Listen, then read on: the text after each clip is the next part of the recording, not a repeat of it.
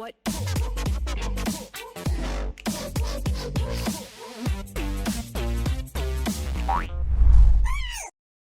However, just adding a player who at his prime would be the perfect player for this roster doesn't mean that on day one of LCK Summer, they'll be the finished product. They probably have a lot of developing to do, and suddenly it's not sprints.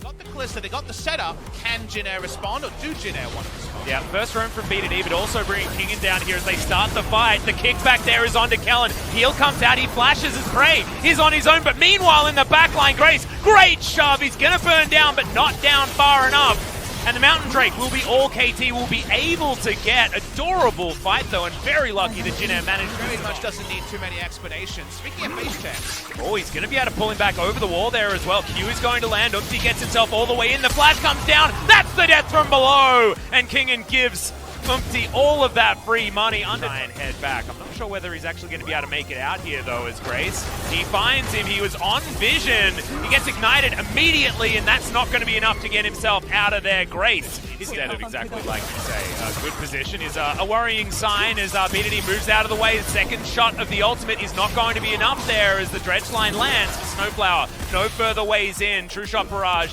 just a tickle here on BDD at this point.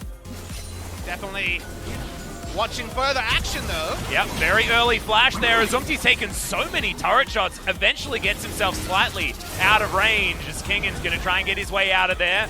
Weave is hard for Jin Air to approach us, but they're going in with the top bench. Yeah, the Abyssal Voyage is going to come down. That's immediately the hook that's going to land. Ragnarok has to be invested as Umpty gets a huge kick into the backline, and the massive knockups. Death from below is exactly that as KT turns. So like you say, Marilla Nomicon will be coming in here for Grace most likely. Kingen's going to dive on forward there as the Devour comes in, but you ain't walking very fast after that now as the death from below. He's going to get the reset. That's 2 for now. Can he find more? The answer looks to be no, but the Bone Skewer does land.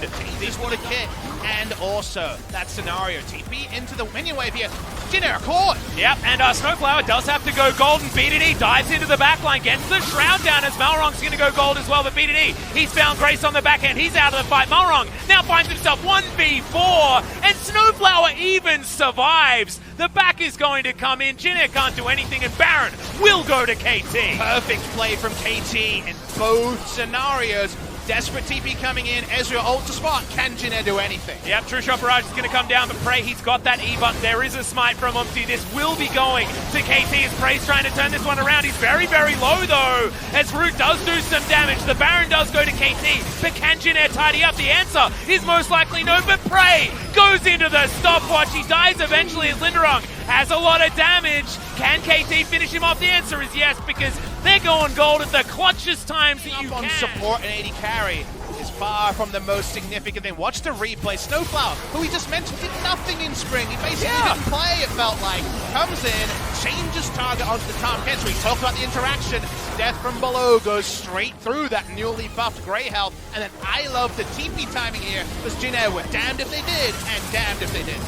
Yep, and I think that Snowflower has just created more opportunity for himself in this one passage of play than he had the entirety of spring, right? Like, what do the best players in the world bring out of their teams? They bring up their teammates, and suddenly we're speaking fondly of Snowflower, something we couldn't do in 18 best-of-3s and a promotion tournament in the spring season. Pray does eventually go down, but his death is after all of this game has been, as far as we can tell, won.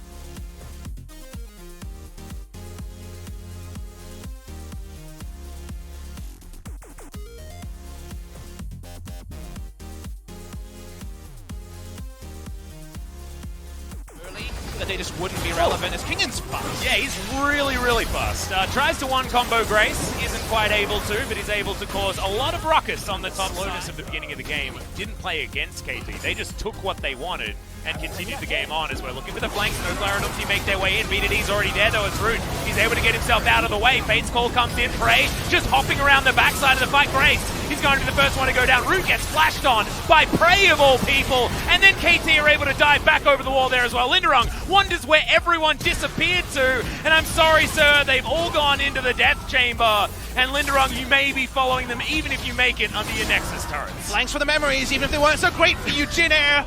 It's going to be the end of game number 1. KT with Pray going to start up high. Yep, they're still looking for Linderung, but these Nexus turrets are looking too juicy. KT, game number 1 of the summer split for 2019 looks way better than all that spring had to offer for them.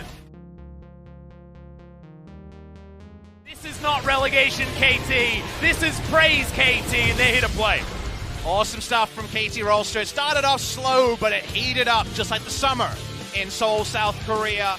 They were having fun by the end. We wondered with Umpty and Kingan in the roster, and Pray also making his read.